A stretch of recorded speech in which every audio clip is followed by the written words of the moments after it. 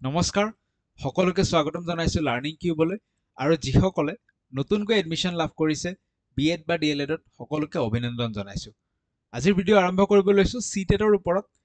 CTET related যিমানখিনি doubt থাকে এজন নতুন ষ্টুডেণ্টৰ সেই গোটেইখিনি ডাউট আমি ক্লিয়াৰ কৰিবলৈ চেষ্টা কৰিম। লগতে এটা ৰোড মেপ চাম কেনেধৰণে আমি প্ৰিপাৰেশ্যন কৰিলে ফাৰ্ষ্ট এটেম্পটত সিটেট ক্লিয়াৰ কৰিব পৰা যায়। ঠিক আছে, গতিকে আৰম্ভ কৰিছো আজিৰ ভিডিঅ'। আৰম্ভ কৰাৰ আগত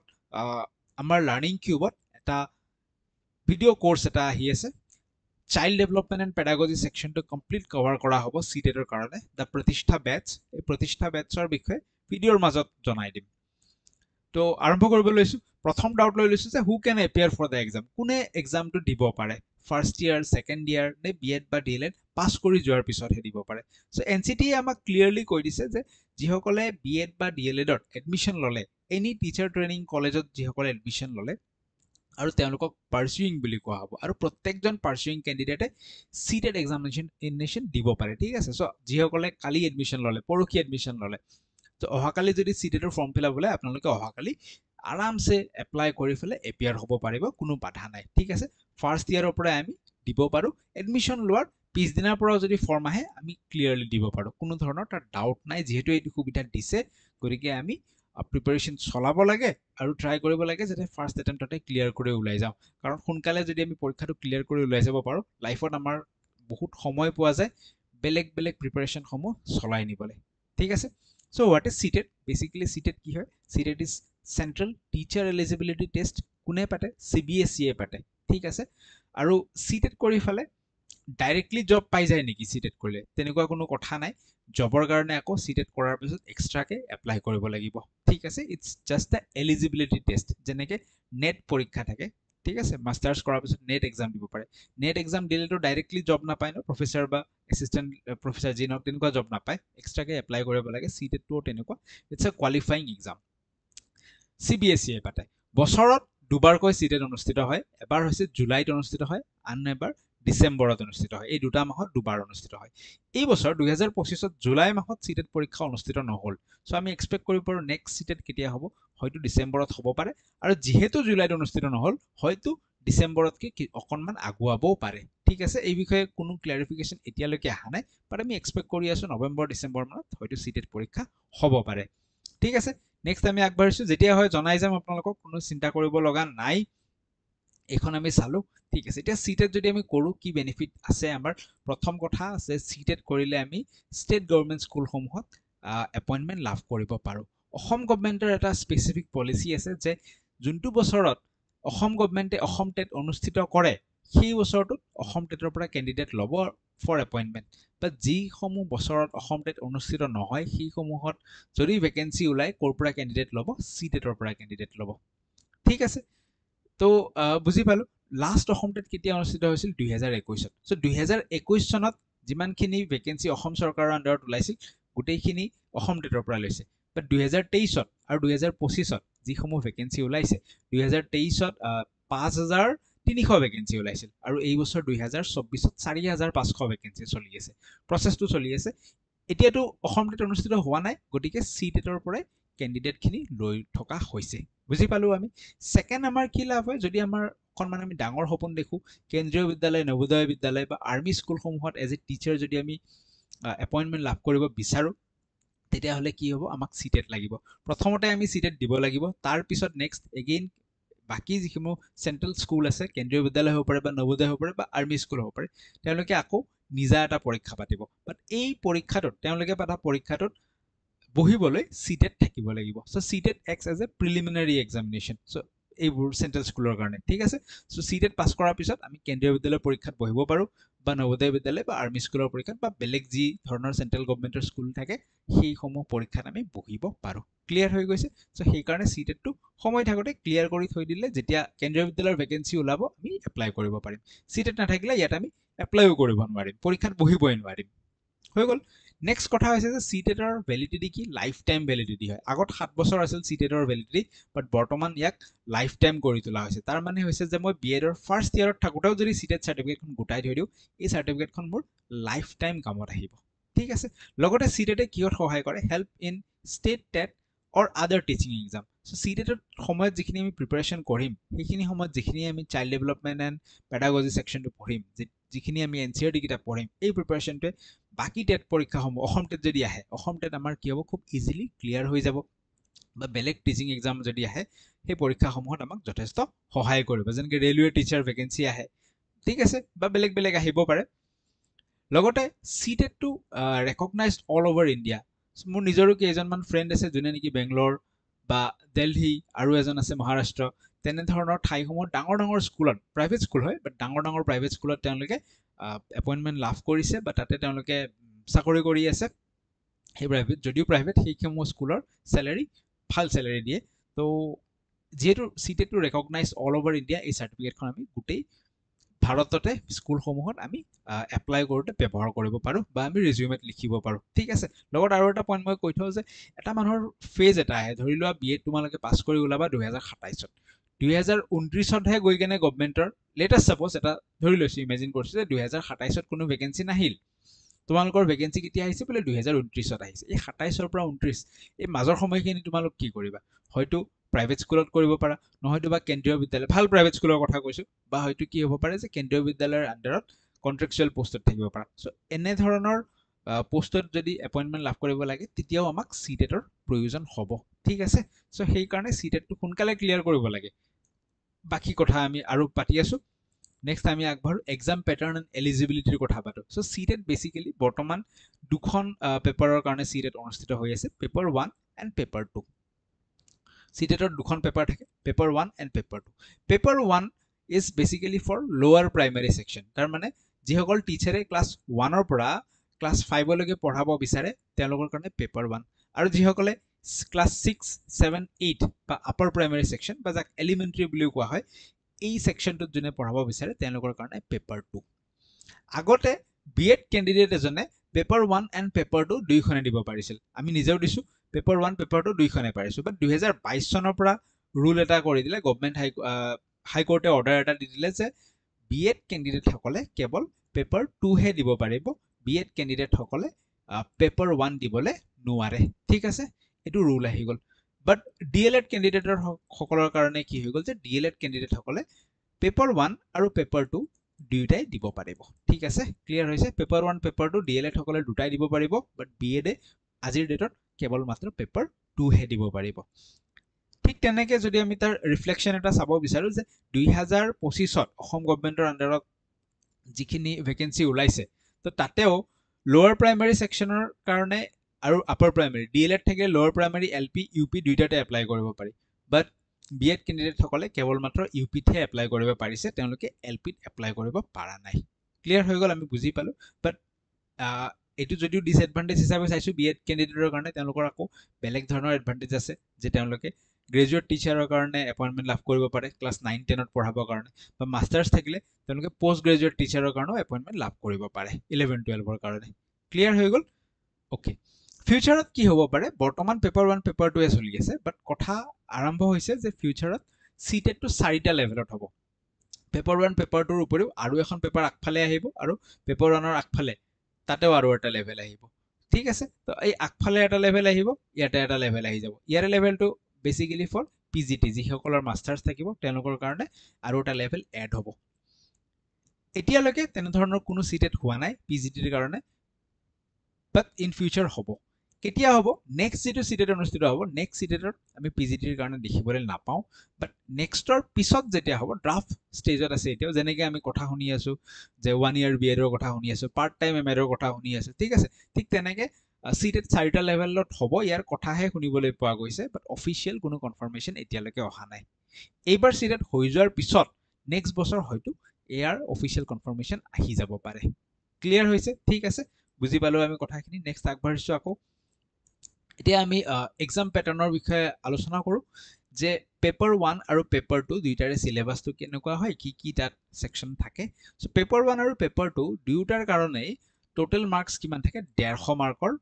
পৰীক্ষা অনুষ্ঠিত হয় আৰু 150 মাৰ্কৰ কাৰণে কিমান মাৰ্কস থাকে কিমান সময় থাকে 150 মাৰ্কৰ কাৰণে 2.5 ঘণ্টা সময় দিয়া হয় 2.5 আৱাৰ্স ঠিক আছে এতিয়া পেপাৰ 1 আমি চাই লওঁ পেপাৰ 1ত কি সেকশন থাকে CDP বুলি কম আমি ইয়াক child development and pedagogy child development বুজি পাইছো শিশু এটাৰ ডেভেলপমেন্টেল ষ্টেজেছ সমূহ সেই সময়ত বিভিন্ন কথা আমি পঢ়িবলৈ পাওঁ pedagogy is about how to টিচ ঠিক আছে এই যে টিচিং প্ৰচেছটো এই প্ৰচেছটো আৰু ইফেক্টিভ বনাবলৈ তাৰ বেকগ্ৰাউণ্ডত কি কথা জানিব লাগে শিক্ষক এজনে দ্যাটছ অল এবাউট পেডাগজি ঠিক আছে হাউ টু টিচ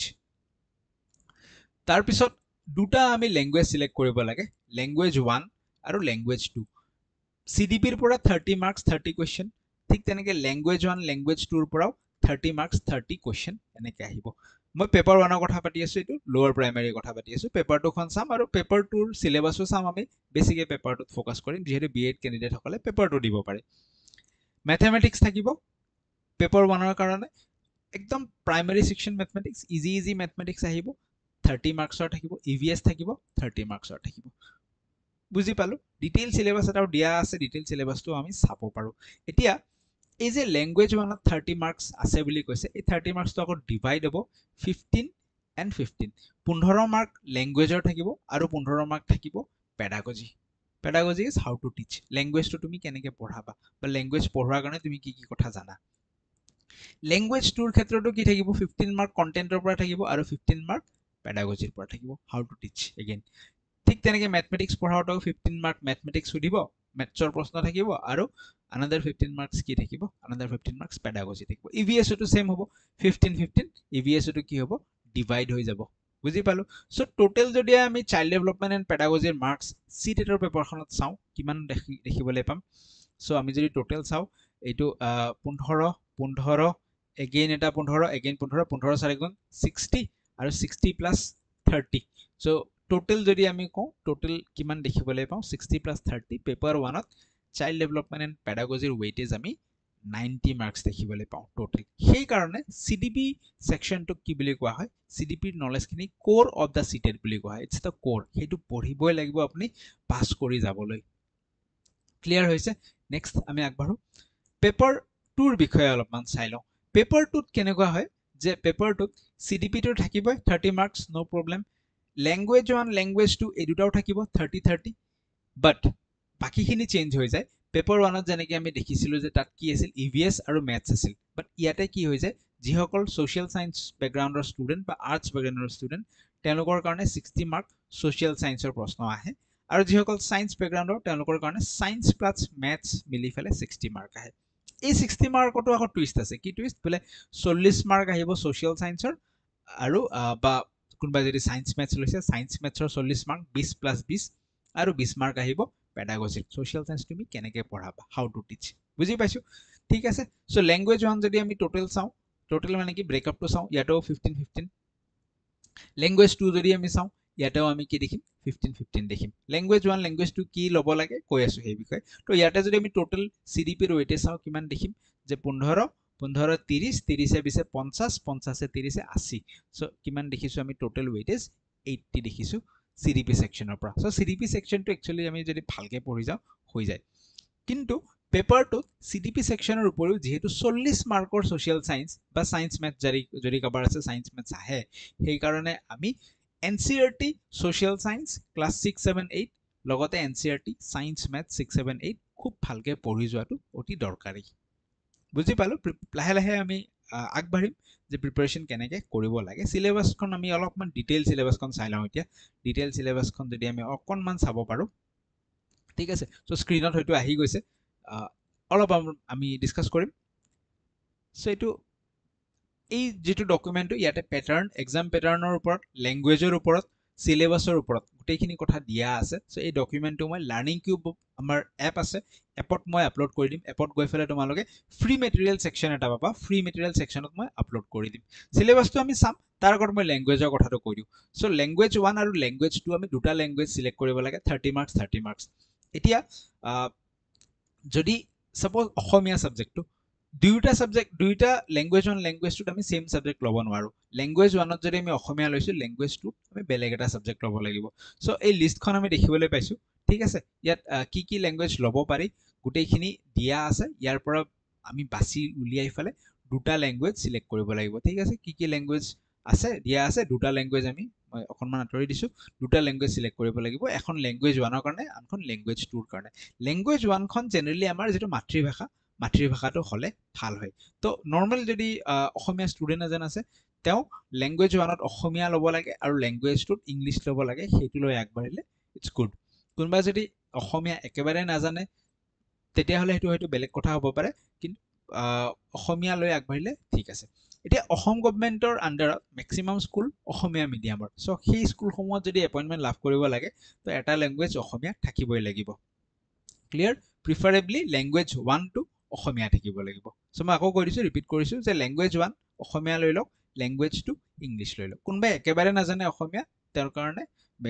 বেলেগ যি জানে আপুনি সেই হিচাপে লৈ ল'ব পাৰে ক্লিয়াৰ হৈছে ন কথাখিনি নেক্সট আগবাঢ়ো লেংগুৱেজৰ কথা আমি পাতি ললো হৈ গ'ল ঠিক আছে সো সিলেবাসটো গোটেই সিলেবাসটো দিয়া থাকিব সিডিপি সিলেবাসটো যেটো চাইল্ড ডেভেলপমেন্ট পেডাগজি পেপাৰ 1ৰ কাৰণে পেপাৰ 2ৰ কাৰণে child development and pedagogy syllabus একদম সেম থাকে ইন ফিউচাৰ যদি সিটেটত আৰু লেভেল এড হয় পিজিটিৰ কাৰণে যদি লেভেল এড হয় তেতিয়াও চাইল্ড ডেভেলপমেন্ট এণ্ড পেডাগজি সেকশনৰ সিলেবাসটো অলমোস্ট সেমেই থাকিব কেৱল কি হ'ব তাতে কি এড হ'ব পাৰে এডোলেসেন্সৰ ওপৰত অলপমান বস্তু এড হ'ব পাৰে but more or less syllabus will remain the same for child development and pedagogy section ঠিক আছে সো এই সিলেবাসটো আগেন ৰিপিট কৰিছোঁ যে লাৰ্নিং কিউব এপটো দিয়াই থাকিব তাত গৈ আপোনালোকে ডিটেইল চাই ল'ব পাৰে ঠিক আছে মই অকণ কৈ দিম বাৰু অলপ কৈ দিম যেনেকৈ এইখিনি কিহৰ আছে সিডিপিৰ গোটেই 30 মাৰ্কছৰ সিলেবাসটো আছে ঠিক তেনেকৈ মেথছ পেপাৰ 1ৰ চাই আছোঁ যিহেতু মেথছ থাকিব ঠিক আছে ইভিএছ থাকিব বাকি লেংগুৱেজ 1 লেংগুৱেজ 2ৰ থাকিব কেনেকৈ কি পঢ়িব লাগে মই কৈ আছোঁ বাৰু আমি পেপাৰ 2 লৈকে আহি গৈছোঁ পেপাৰ 2ৰ ওপৰত আমি অকণমান বেছিকৈ ডিছকাছ কৰোঁ চ' পেপাৰ 2ৰ চাইল্ড ডেভেলপমেণ্ট এণ্ড পেডাগজি সিলেবাসটো যদি আমি চাওঁ চ' ইয়াত দিয়া আছে সিলেবাসটো বাট যিখিনি দিয়া আছে তাৰ ভিতৰতো আৰু কিছু বস্তু থাকে সেইখিনিও আমি পঢ়ি ল'ব লাগে হ'ব লাহে লাহে মই কৈ দিম সময়ৰ লগত কি পঢ়িব লাগে যেনেকৈ ডেভেলপমেণ্ট বুলি কওঁতে আমি concept of growth and development পঢ়িব লাগিব গ্ৰ'থ এণ্ড ডেভেলপমেণ্টৰ ডিফাৰেঞ্চেছ কি আছে কি ফেক্টৰৰ ওপৰত নিৰ্ভৰ কৰে গ্ৰ'থ এণ্ড ডেভেলপমেণ্ট এনেকৈ আমি পঢ়িবলৈ আৰম্ভ কৰোঁ বস্তুবোৰ তাৰপিছত আহি কিছুমান ইম্পৰ্টেণ্ট থিয়ৰী পঢ়োঁ যেনে পিয়াজে কোলবাৰ্গ ভাইগটস্কি এই থিয়ৰীসমূহ খুবেই ইম্পৰ্টেণ্ট হয় প্ৰশ্ন আহে এইবোৰ পঢ়োঁ লেংগুৱেজ এণ্ড থটৰ ওপৰত পঢ়োঁ লেংগুৱেজৰ ওপৰত নৰ্ম চৰ্মছ কি কৈছে পিয়াজে কি কৈছে ভাইগটস্কিয়ে কি কৈছে এইবোৰ বস্তু পঢ়োঁ ইউনিভাৰ্চেল গ্ৰামাৰ কি হয় এইবোৰ পঢ়োঁ ইণ্টেলিজেঞ্চৰ ওপৰত পঢ়োঁ চ' ইণ্টেলিজেঞ্চ ডিফাৰেণ্ট মানুহে বেলেগ ধৰণে ইণ্টেলিজেঞ্চৰ থিয়ৰী দিছে ঠিক আছে আলফ্ৰেড বিনে আছে তেওঁ কেনেকৈ দিছে থিয়ৰী স্পেয়াৰমেনে কেনেকৈ দিছে তাৰপিছত হাৱাৰ্ড গাৰ্ডনাৰ বুলি আছে তেওঁৰ থিয়ৰীটো খুব ইম্পৰ্টেণ্ট হয় মাল্টিপল ইণ্টেলিজেঞ্চ থিয়ৰী সেইবোৰ বিষয়ে আমি পঢ়োঁ লাহে লাহে গোটেইখিনি চাব পাৰে আপোনালোকে ঠিক আছে অলপ কৈ দিছোঁ আইডিয়াটো জাষ্ট দি দিছোঁ জেণ্ডাৰৰ বিষয়ে পঢ়োঁ ইণ্ডিভিজুৱেল ডিফাৰেঞ্চৰ বিষয়ে পঢ়োঁ এছেছমেণ্ট এণ্ড ইভালুৱেশ্যনৰ বিষয়ে পঢ়োঁ ঠিক আছে চ' এনেকৈ আমি পঢ়োঁ লগতে ইনক্লুচিভ এডুকেশ্যনৰ বিষয়ে আমি পঢ়োঁ তাৰপিছত লাৰ্ণিং বুলি কওঁতে লাৰ্ণিঙৰ কিছুমান ইম্পৰ্টেণ্ট থিয়ৰী আছে যেনেকৈ classical conditioning operant conditioning insightful learning ঠিক আছে এইবোৰ বস্তু আমি পঢ়োঁ মটিভেশ্যন আছে মটিভেশ্যন বুলি কওঁতে মটিভেশ্যনৰ আণ্ডাৰতো থিয়ৰী আহি যাব হালে দিছে ড্ৰাইভ ৰিডাকশ্যন থিয়ৰী সেই আটাইবোৰ বস্তু যদি আমি এটা এটাকৈ ধুনীয়াকৈ পঢ়ি যাওঁ আমাৰ ধুনীয়াকৈ ক্লিয়াৰ হৈ যায়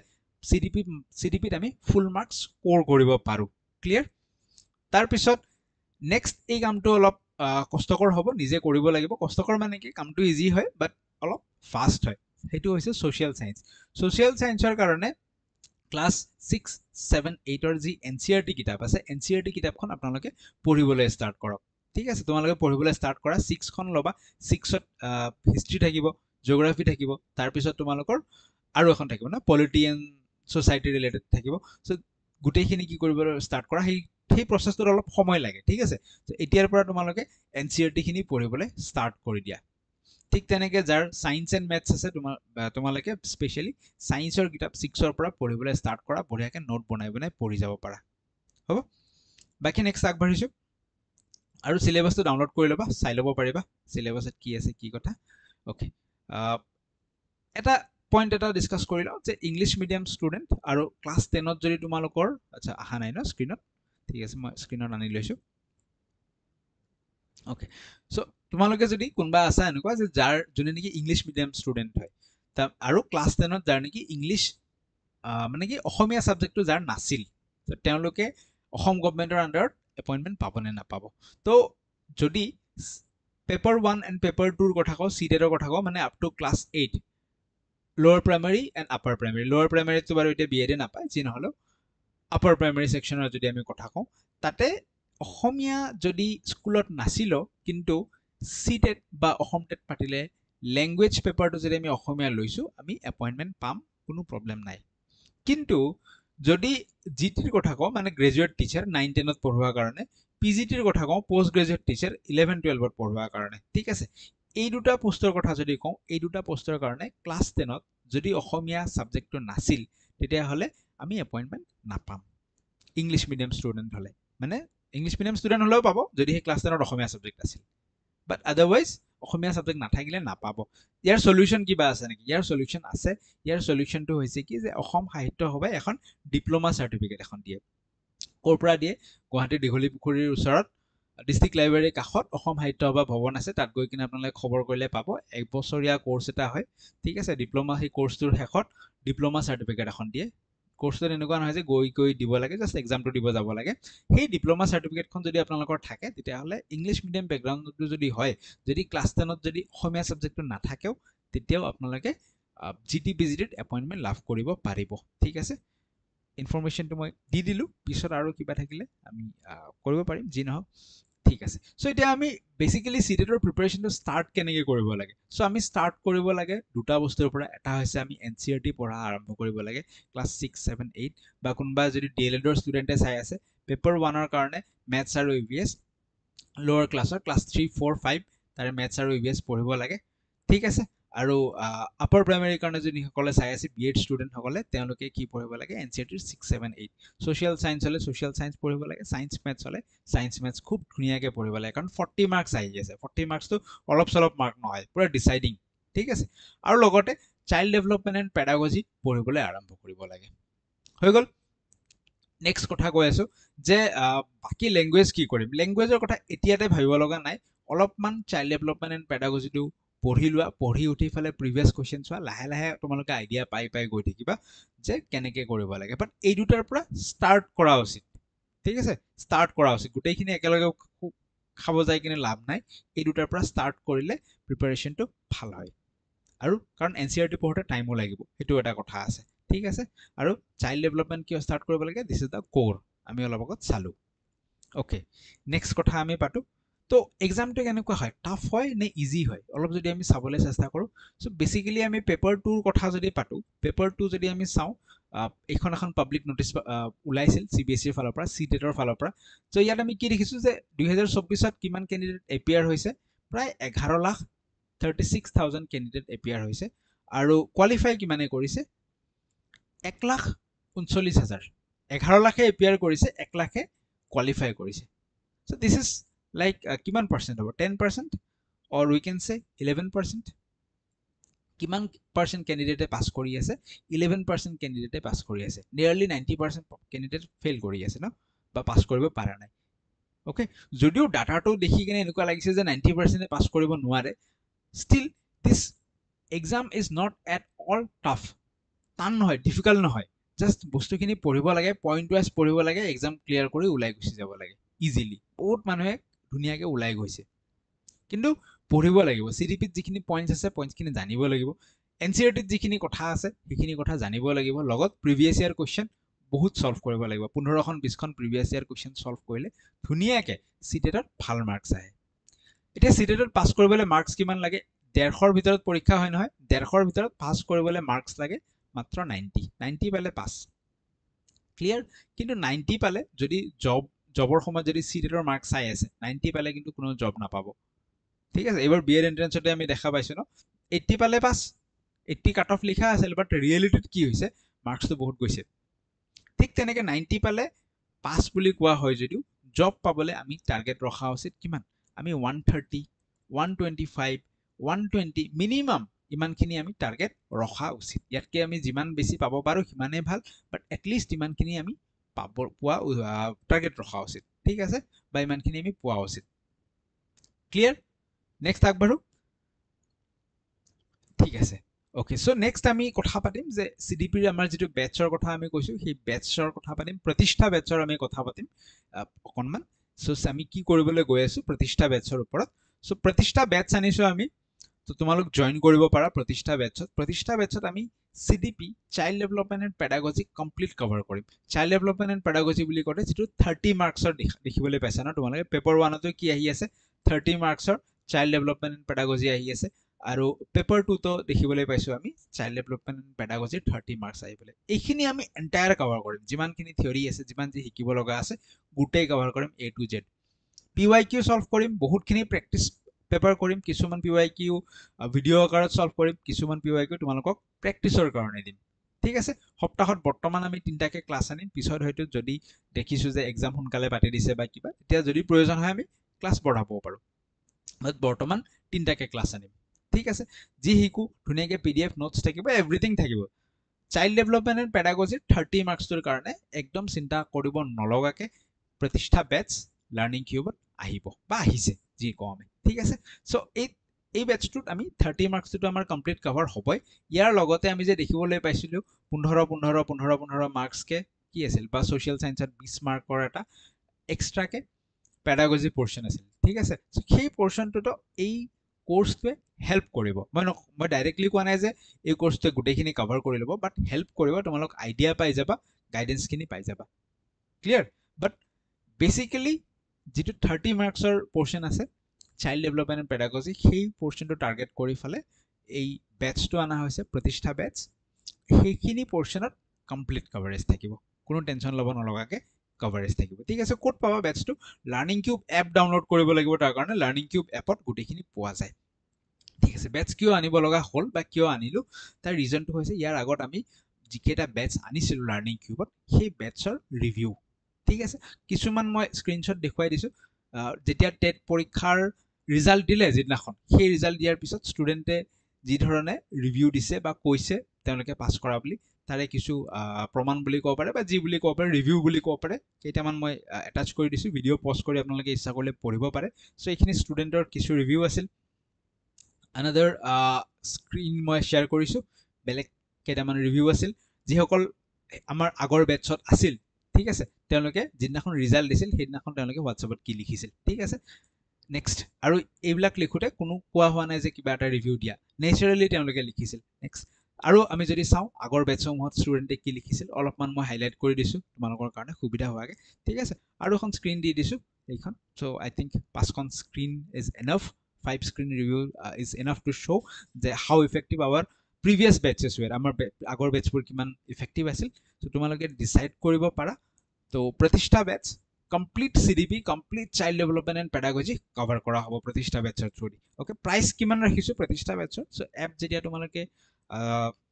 ডাউনলোড কৰি ফেলে চাপা বা ডেসক্ৰিপশনত মই লিংক দি দিম তো তাত তোমালোকে দেখিবলৈ পাবা যে প্ৰতিষ্ঠা বেটছৰ প্ৰাইস কিমান আছে প্ৰতিষ্ঠা বেটছৰ প্ৰাইস আছে 799 ঠিক আছে 799 প্ৰতিষ্ঠা বেটছৰ প্ৰাইস দেখিবলৈ পাবা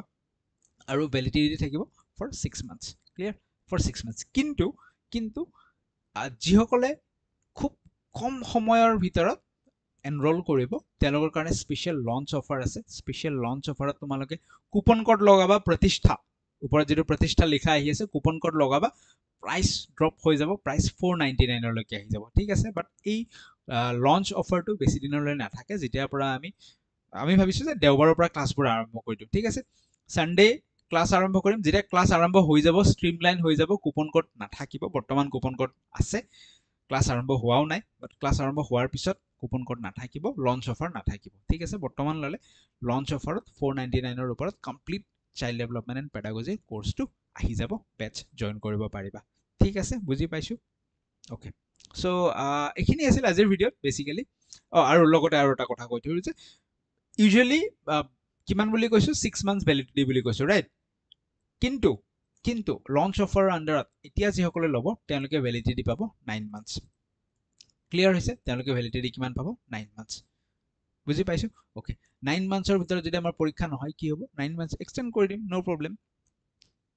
ক্লিয়াৰ পৰীক্ষা নহলে এক্সটেন্ড হৈ যাব কোনো টেনচন ল'ব লগা হেবিলাক নাই যেটো আমি হোৱাটছএপৰ থ্ৰুদি কমিউনিকেট কৰিয়ে থাকো সেই হিচাপে কিবা নহয় কিবা এটা হৈ যাব বাৰু জিন হক that's all for today thank you so much যদি ভাল পায় চেনেল সাবস্ক্ৰাইব কৰি লব লগত কমেন্ট সেকশনত জনাব আৰু কিবা ডাউট থাকি গ'ল নেকি। Thank you. পুনৰ লগ পাম বেলেগ এটা ভিডিঅ'ত।